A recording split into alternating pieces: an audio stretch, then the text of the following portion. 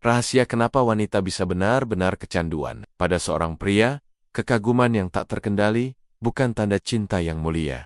Ia adalah kebiasaan yang belum diuji oleh akal. Pendekatan stoik terhadap gairah istilah dan sikap stoik terhadap kata kecanduan sering dipakai secara kiasan untuk menggambarkan perasaan sangat kuat terhadap seseorang, keinginan terus-menerus untuk hadir, perhatian konstan, dan sulit melepaskan diri meski tahu itu tidak sehat. Dari sudut pandang stoik, emosi seperti ini bukanlah musuh yang harus dibenci, melainkan fenomena yang harus dianalisis. Apa penyebabnya? Apa konsekuensinya, dan bagaimana mengembalikan kendali rasional. Artikel ini tidak bermaksud menstereotipkan semua wanita manusia berbeda, namun ada pola psikologis, biologis, sosial, dan perilaku yang berulang, dan menjelaskan mengapa sebagian wanita bisa menjadi kecanduan pada seorang pria. Kita akan membedahnya secara terukur dan memberi langkah praktis untuk memahami atau mengatasi keadaan itu. Mekanisme otak dimulai dari reward dan keterikatan. Otak manusia dirancang untuk mencari hadiah. Saat interaksi dengan orang yang disukai, menghasilkan dorongan positif perhatian, sentuhan, pujian, sistem reward, terutama dopamin, menguatkan perilaku yang mengarah pada pengalaman tersebut. Dengan pengulangan, pola ini menjadi kebiasaan. Selain dopamin, hormon lain seperti oksitosin memainkan peran pada keterikatan emosional. Oksitosin dilepas saat keintiman fisik atau saat merasa aman, dan ia memperkuat rasa kedekatan serta kepercayaan. Kombinasi dopamin dorongan atau keinginan dan oksitosin keterikatan dapat menciptakan sensasi tak ingin melepaskan yang mirip dengan kecanduan. Stoik akan mengamati perasaan ini muncul. Kita harus menanyakan apa yang memicu, apa yang dipelihara, dan apakah itu selaras dengan kebajikan reason, keadilan, keberanian, pengendalian diri. Pola attachment gaya keterikatan cermin pengalaman awal. Psikologi keterikatan menyatakan bahwa pola hubungan awal dengan pengasuh membentuk cara seseorang berhubungan dewasa. 3. Gaya dasar. Secure, aman, percaya pada ketersediaan orang lain. Cenderung stabil, anxious cemas, takut ditinggalkan. Butuh konfirmasi terus-menerus. Avoid dan menghindar. Menjaga jarak, takut kehilangan autonomia. Wanita atau siapapun dengan gaya anxious lebih rentan menjadi sangat tergantung pada pasangan yang memberi rasa aman atau validasi. Mereka mencari pengulangan tanda kasih sebagai bukti keselamatan emosional saat tanda itu datang. Keterikatan menguat. Saat hilang, kecemasan memuncak, dan perilaku merebut kembali muncul. Stoik mengajarkan jarak reflektif. Identifikasi pola itu, lalu latih respons yang rasional, bukan reaktif. Dinamika relasional. Ketidakseimbangan penguatan dan ambiguitas. Beberapa situasi relasional mempercepat kecanduan intermittent reinforcement penguatan tak teratur. Hadiah diberikan tidak konsisten, terkadang dia ada, terkadang hilang. Otak lebih kuat dikondisikan oleh penguatan yang tidak konsisten. Contoh, slot machine, jika pria memberi perhatian kadangkala, nilai perhatian itu meningkat secara tak proporsional. Idealisasi, fokus pada kualitas positif, mengabaikan peringatan. Imajinasi, memperhalus realitas. Harapan, menjadi kebutuhan. Scarcity kelangkaan. Bila perhatian terasa langka, nilai subjektifnya naik, memicu usaha lebih besar untuk mendapatkannya. Stoik menasihatkan, jangan tertipu oleh pola eksternal. Evaluasi seseorang secara objektif, tindakan konsisten lebih berbicara daripada janji atau momen intens sesaat. Faktor sosial dan budaya, narasi yang menguatkan. Budaya populer sering memuji kisah cinta yang dramatis. Pengorbanan, perjuangan, obsesi, media dan cerita-cerita semacam itu mengajari bahwa intensitas emosional adalah tanda cinta sejati. Di sisi lain, norma gender juga bisa mendorong wanita untuk mencari validasi melalui hubungan romantis. Stoik kritis terhadap narasi eksternal.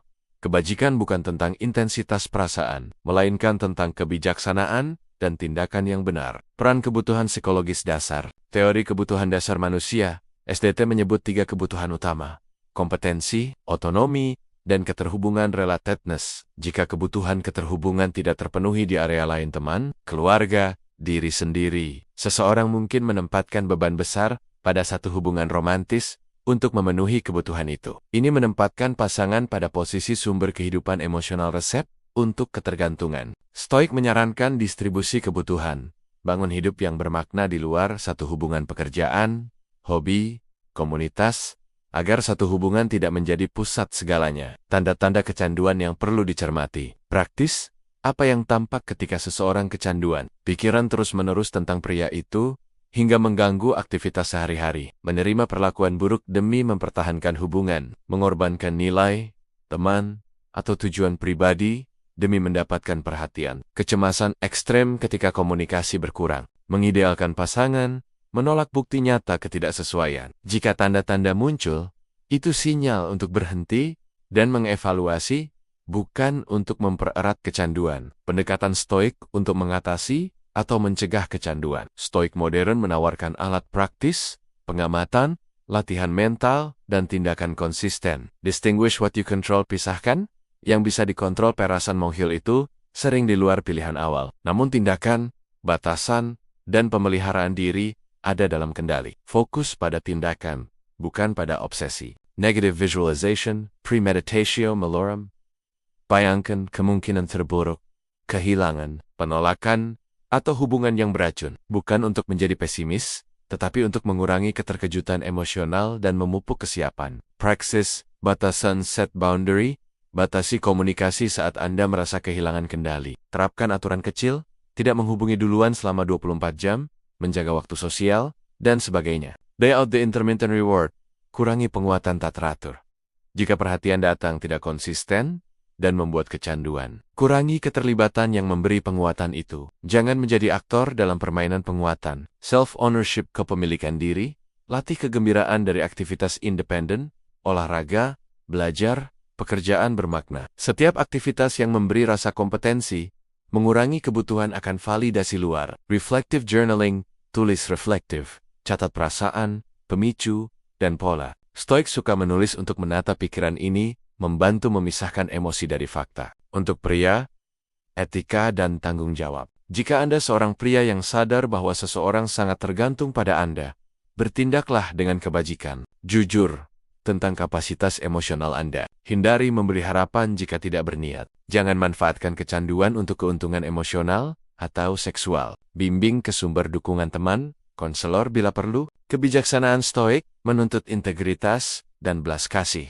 Berbuat baik bukan berarti memberi ruang bagi perilaku destruktif. Bila situasi menjadi berbahaya, carilah bantuan profesional. Ketergantungan yang ekstrem bisa berujung pada pola hubungan kekerasan, pengorbanan diri, atau gangguan mood. Jika ada pengurangan drastis fungsi sehari-hari, perilaku obsesif yang membahayakan diri, kekerasan verbal, fisik, finansial, maka konseling profesional atau dukungan kesehatan mental menjadi langkah bijak. Stoik menganggap mencari bantuan bukan tanda kelemahan, melainkan tindakan rasional untuk kembali ke kehidupan yang seimbang. Arah kebajikan kebebasan emosional sebagai tujuan. Kecanduan emosional bukanlah aib yang harus disembunyikan, melainkan fenomena manusiawi yang bisa dianalisis dan diubah. Prinsip stoik sederhana.